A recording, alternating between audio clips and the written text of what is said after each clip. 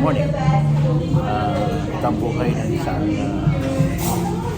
retiree, pensioner dito sa Amerika, Medicare coverage too.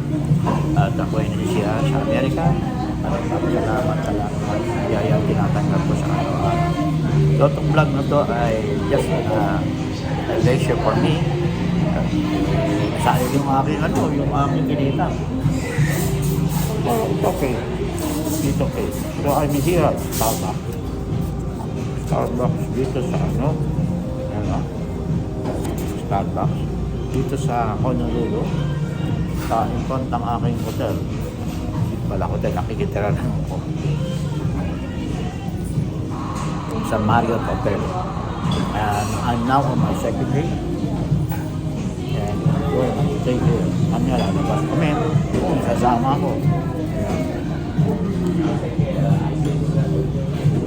Sarap ang kasap dito sa dito sa hotel. Sa Marriott. Sa 5-star hotel. Ngayon, mabanggit ako dito sa Hawaii.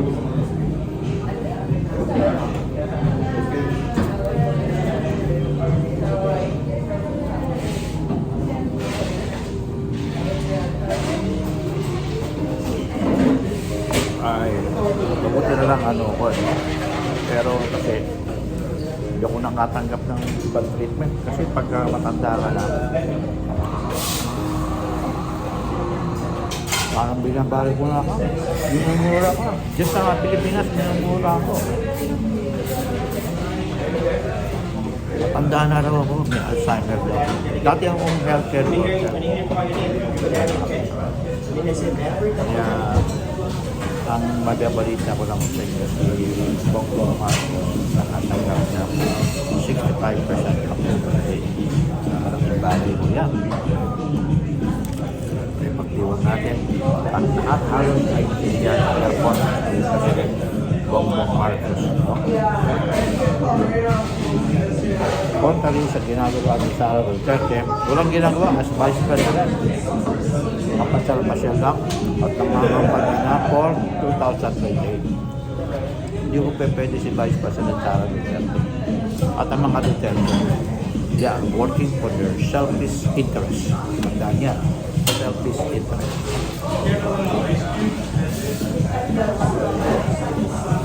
At yung sinasabing ang tulong, hindi mo tumutulong ang Vice President. Sa Amerika walang ginagawang Vice President. Ang tao hininiyo sa mga agencies sa DSWD, Social Services. In fact, ang aking sustento ay nanggagaling sa Social Services dito sa Amerika, doon sa Texas. At ang aking pension na nanggagaling sa Social Security SSA Administration. Ang aking Medicare ay gobyerno sa Department of Health, Department of Health. Yan. Yan ang gustong gawin ng Presidente Marcos. Pattern lahat ang